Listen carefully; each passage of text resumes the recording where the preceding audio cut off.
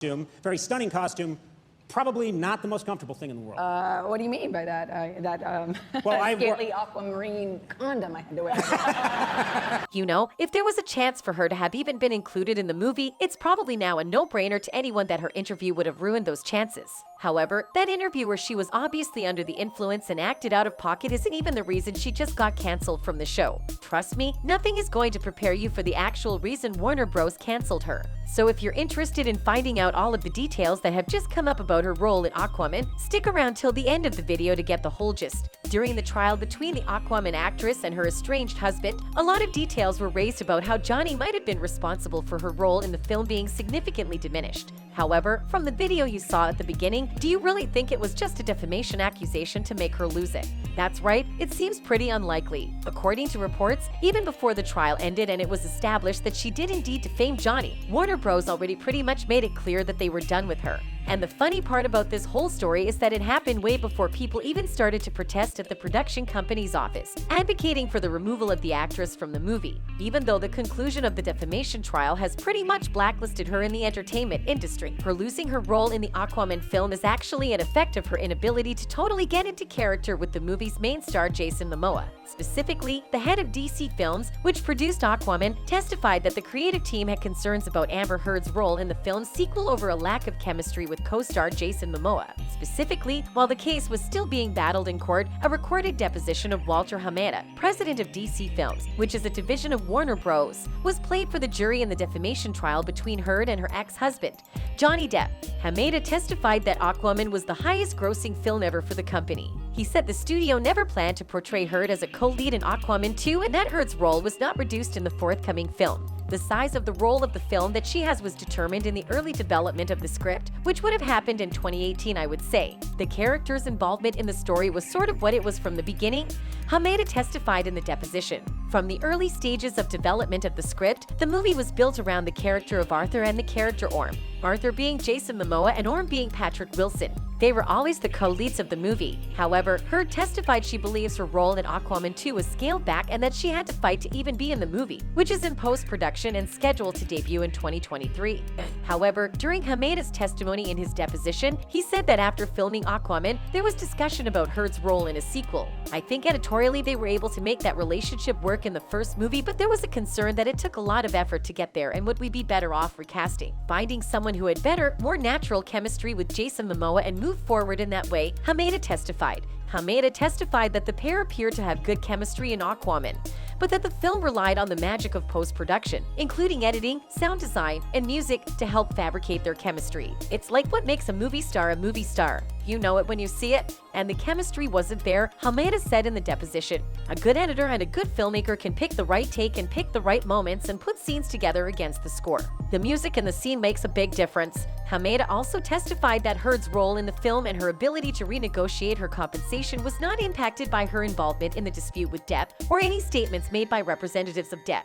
As bad as all of this may seem for Amber, things have only gotten worse for the actress since it was officially revealed that she had defamed Johnny in her op-ed. In fact, since the revelations became public, people have been clamoring for her removal from the Aquaman film. It's gotten to the point where a petition was raised to have her removed from the film, and at the moment, more than 4.6 million people have already signed it. And don't let me even get started on the number of people that have expressly stated that they will be boycotting the film if the actress is kept on till its release. Now, there's no express statement or confirmation that she has been blacklisted from Hollywood as a whole, but the fact that something she did has gotten this much outrage can only imply that she's radioactive in the industry. This means that she'll probably not be able to get a job for a pretty long time, something that she probably doesn't want right now because the judgment against her didn't only establish that she did indeed defame him. According to the details of the case, Heard was also slapped with damages, so she basically owes Depp money at the moment. Specifically, the jury that found Amber guilty of defaming Depp has ordered her to pay $15 million in damages, posing major financial risks for the 36-year-old actress, according to experts. Although Heard's wealth is unclear, she has earned millions for her work in TV and films such as Aquaman and Aquaman 2.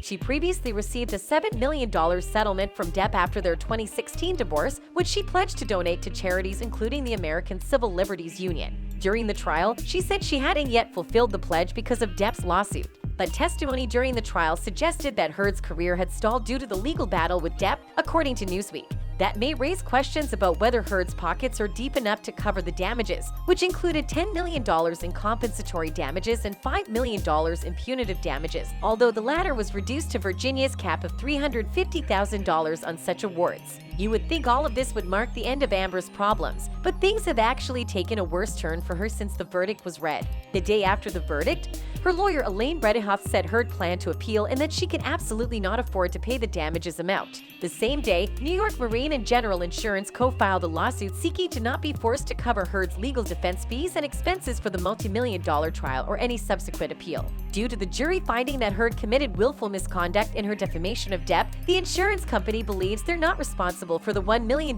liability policy she took out to protect her from defamation claims. Heard slammed the alleged breach of contract, stating that New York Marine promised to pay her defense costs and judgments against her up to $1 million, noting a deal is a deal in the docks. A recent filing stated that Heard's lawyers don't want the case to proceed while she's appealing the $10 million verdict that the jury ordered her to pay Depp, adding the continued prosecution of these actions as prejudicial to her defense. New York Marine isn't the only insurance company that has filed a lawsuit against the actress, as Travelers Insurance has also filed a suit against her. According to reports, Travelers initially filed a lawsuit against New York Marine in July of last year in an effort to be reimbursed for the cost of defending a client who turned out to be Heard. Heard had a homeowner's policy with Travelers that covered libel to a point of around $500,000, and she also had a general liability coverage from New York Marine for $1 million.